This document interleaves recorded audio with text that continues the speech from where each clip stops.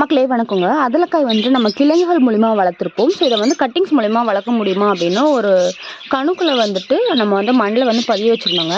So 2 கணு இந்த பக்கம் ஒன்று அந்த பக்கம் ஒன்று வச்சுருக்கேன். இது வந்து வச்சு ஒரு 2 மாதத்துக்கிட்ட இருக்கும். நல்லாவே வந்து வேர் பிடிச்சிருச்சு. ஸோ இது வந்துட்டு இதுலேருந்து கிழங்குகள் வருமா அப்படின்றதெல்லாம் எனக்கு தெரியாது. சும்மா ட்ரையலுக்காக தான் வந்து வைக்கிறது. நல்லாவே வேர் பிடிச்சிருக்கு இந்த இடம்.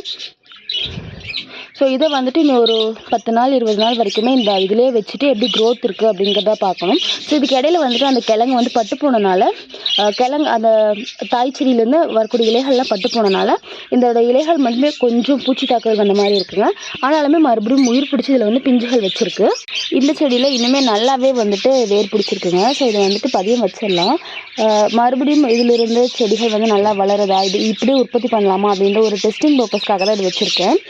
ஸோ இது வளர்ந்துச்சு அப்படின்னா கண்டிப்பாக நான் வந்து உங்களுக்கு ஷேர் பண்ணுறேன்.